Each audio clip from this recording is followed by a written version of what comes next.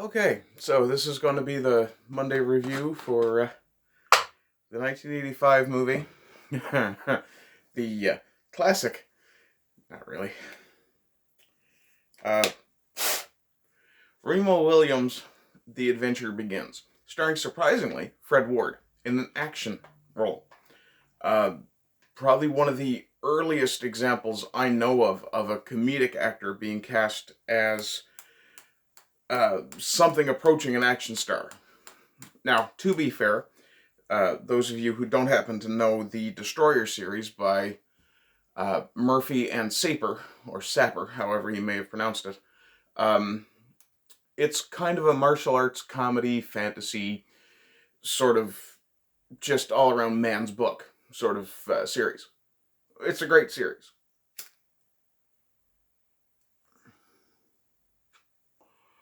Although I suspect, like many long-running franchises, it's been taken over by ghostwriters.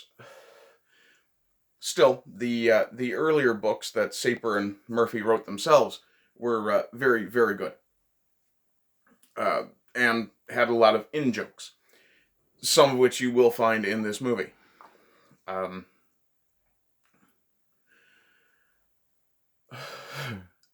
Characterization, character development, it's fairly minimal, and there's a lot of tell don't show. To be fair, it's an 80s movie based on a series that had a lot of books, even by that point. The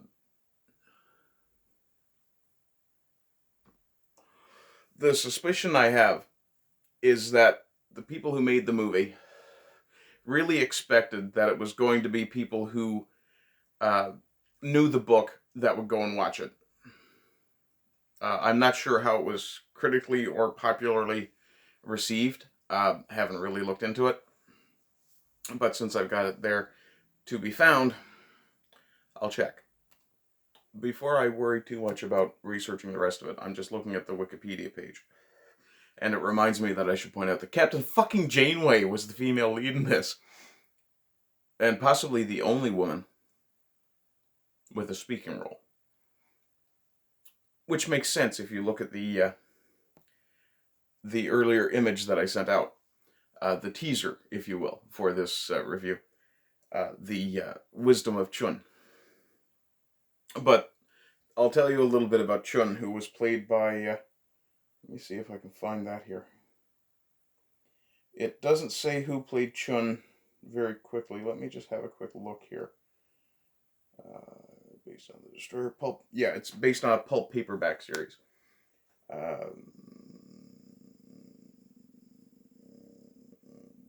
Cast, there we go. Joel Grey played the Master of Sinanju, Chun. Now, Sinanju, for those of you who aren't in the know of the lore behind this character, which really, if you want to do a deep cut geek thing, you really should know. And, I mean, I'm smiling because I love this character. And the last words said in this movie make Chun... It's pure Chun. But Sinanju, just to talk about it. Sinanju is the original martial art. I know. But it's completely ahistorical, but who gives a shit, right? But it originated in Korea. Okay. And it's the genesis for karate, kung fu, ninjutsu, you name it. It all came from Sinanju first. It's just funny. Wilford Brimley is in this. Playing a fairly serious role. The dialogue is fairly pat, fairly simple, fairly standard. The action is decent. It's no it's no technically sound or beautifully choreographed sort of fighting movie or anything like that. It's just if it were anything other than this movie, it would be absolutely run of the mill. But just one moment. Sorry about that. Oh, and I thought that was original Phil Johnson. There's a moment where original Phil Johnson shows up. The I guess chief henchman, and there is a little bit of a James Bond vibe to him. He's called Stone, I believe. Yes, Patrick Kilpatrick plays Stone. I'm getting reasonably sure that Patrick Kilpatrick might be a fucking immortal, because he has looked the same since I was 9 years old. I haven't even managed to look the same since I was 9 years old. But yeah, there are some former and legendary big names in this. George Coe, Kate Mulgrew, Michael Pataki, Reginald Vell Johnson, as I mentioned, Jean LaBelle. Oh, there is another female speaking role, but it's on a soap opera. You'll understand when you see the film, if you see the film. It is on Tubi. The link will be in the description. Just to see if I can get the plot here. Yeah. Watching this film, surprisingly, Fred Ward wasn't cast as the Punisher. And you watch this film with those words in mind, and you'll go, holy shit, he should have been. Absolutely should have been. Let me see what it says about the release. Critical reception. The film received generally negative reviews from critics. I'm not fucking surprised. It's not a great movie. It's got...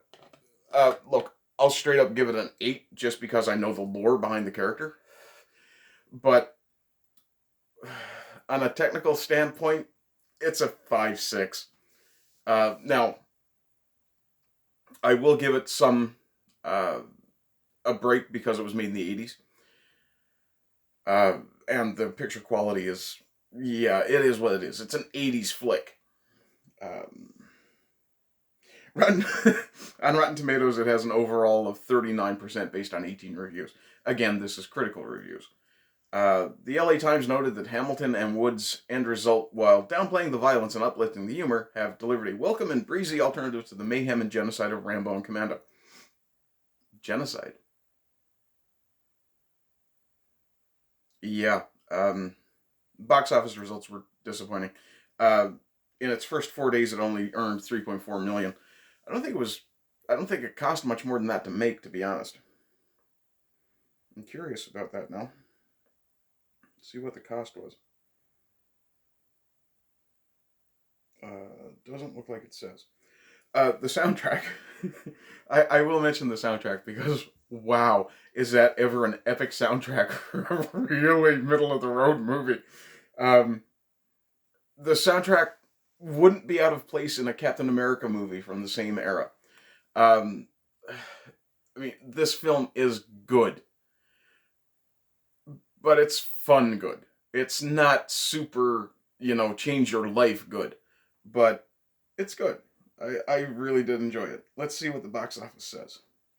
Opened on October 11th, 1985, earned $3.3 million in its opening weekend. Ranked number 4 at the U.S. box office. Ain't bad. By the end of its run, it had grossed $14 million domestic, which dashed hopes for a series. Doesn't say. The screenwriter, Christopher Wood, his opinion of the film's lack of success was, he questioned the choice of Fred Ward, who he thought was a good actor but not leading man material. I disagree. I thought Fred Ward was quite good. He says he thought Ed Harris, who was up for the role, might have had more appeal. I could not see Ed Harris in this role. I truly could not. He went on to say, I had also written a slam-bang action finale that was cut for budgetary reasons. There are some scenes in the movie that kind of tell you that there was a lot of stuff that got cut out of the script. Whether it got cut on the floor in editing or it got cut out of the script. There's a scene towards the end where there's kind of a touching moment, which really doesn't have any setup. Which is kind of unfortunate because the thing I enjoyed the most about this book series is the interplay between Chun and Remo. The film was nominated for the Academy Award for Best Makeup, but lost to, go figure, Mask. Let's see.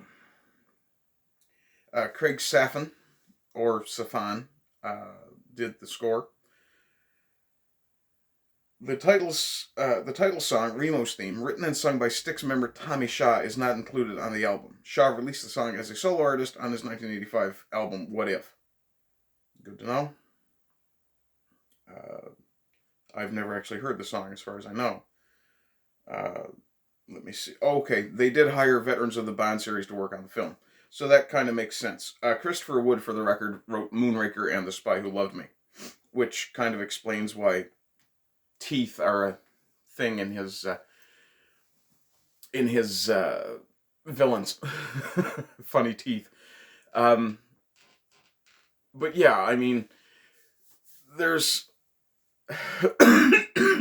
there's a degree of lore that you kind of need to know. If you're a fan of the Destroyer book series, you are going to, and you've never seen this movie, you're going to like the movie. If you've never seen anything to do with that series, you still might like the movie.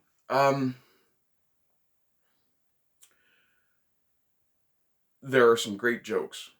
And that's kind of the point. This is an action comedy. This is much more of a comedy movie than an action movie.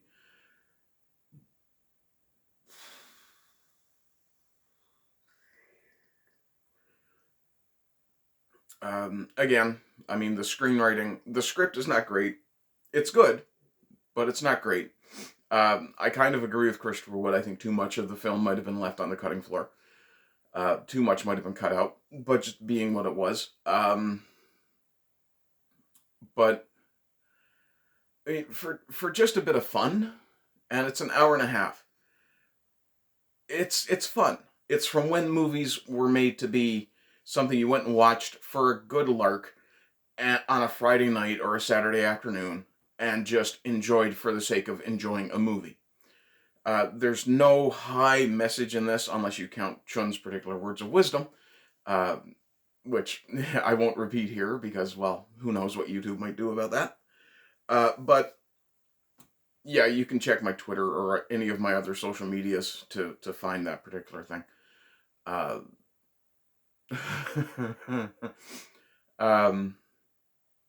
But I had a great time watching this movie again. I haven't seen it, it's at least 20 years or more since I've seen this movie. And in the time in between, I have been exposed to the books a little bit more than I was before the movie.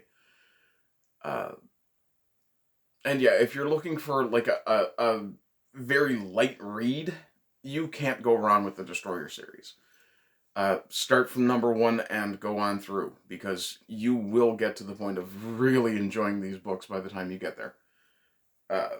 Last number I remember for the book series, I think it was up around 150, possibly 200. Like, it's one of those pulp series that's just been pumped and pumped and pumped out. Which means it probably gets fairly formulaic at times.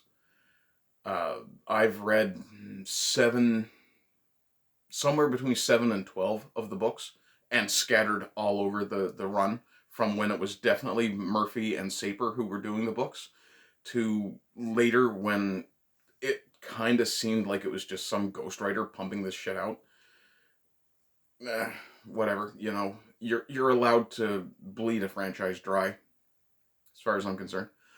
If they remade it now, and they made a series out of it, not a series of films, but a TV series, or an episodic series, I don't think it would work. If they made a film, and then made a series based off that film, if they made an origin story film, like this is, I think it could work. I think it would have a very good chance. Especially if you were to introduce some more fight choreography at a higher level. If you could get an actor who could really pull off that sort of... One of the things Fred Ward has going for him in this film is that he has swagger. but it's so natural. It's such an awesome thing to see that it makes it look like he's not even acting. He's very good as an actor, surprisingly good as an actor, and amazing as an action star. And it's really unfortunate that he never got a chance. I would have really have loved to see him play the Punisher, play a serious role. But yeah, you know, this isn't going to change your world. It's definitely, in full-on fairness, the best I could possibly give this movie is a 7. But I really want to give it a 9 just because it was so much fun to revisit it. So there's a bit of nostalgia there. But that's me. Or rather, that's mine. Someone who's never seen 80s movies, like a younger person, there are some,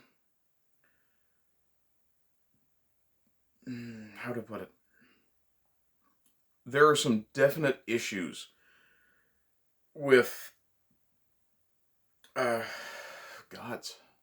stereotypes, tropes, however you want to rephrase it, that younger audiences today just would not get. Yeah, no, there are some things that just would make no sense. And there are some things about this movie that, even as a fan of the book, even as a fan of just wild, weird movies, it just doesn't make fucking sense. But it's still so much fun. And you know, this is definitely what I would suggest. Go into the film expecting to have fun, and just enjoy it for what it is.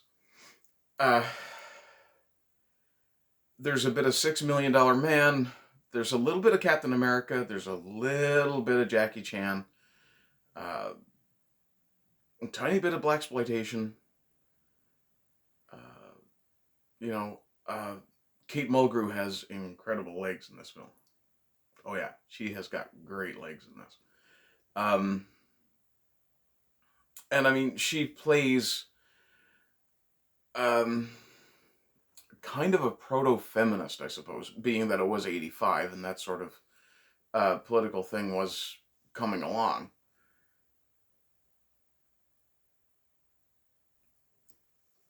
But it's not woke by any means. She is still very much a feminine character.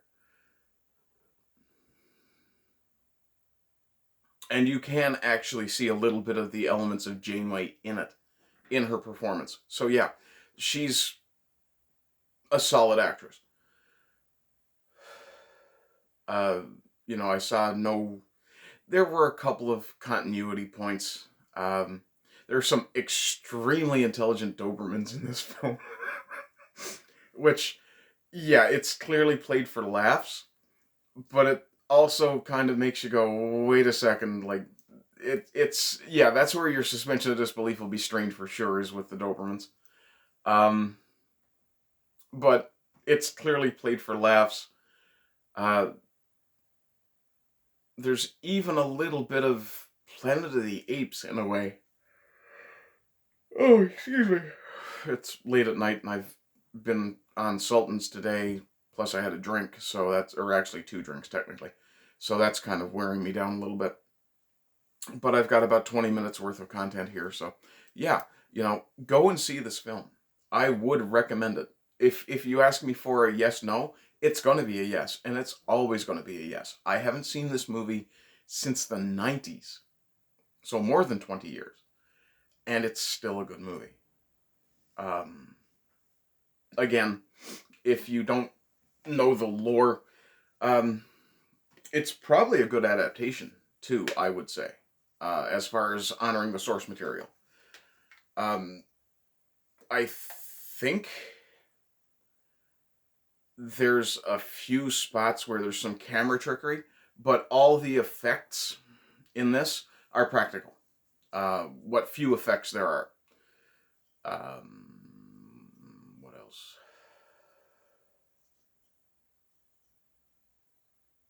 yeah, if you're going into this expecting it to be a martial arts movie, no, sorry. If you're going into it expecting it to be any sort of no, there's no high concept here. This is kind of an American James Bond ninja sort of deal. If you've ever heard of the role-playing game Ninjas and Super Spies, uh, that will be right up your alley for this. It's got that sort of aesthetic. Let's see. Yeah, I think that's pretty much it. So, you know, as usual, like, share, subscribe, comment. Please, please, if you're watching this, go over to my Rumble channel. The link is in the description. And subscribe. I'm at, I believe, 24, 25, might be 26 now. But if I can break that blasted 100 point, and this video will be on Rumble after it uploads to YouTube. I do have the channel synced.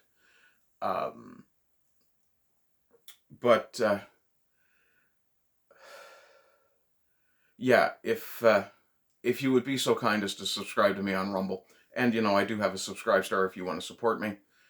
I'd very much appreciate your support there as well.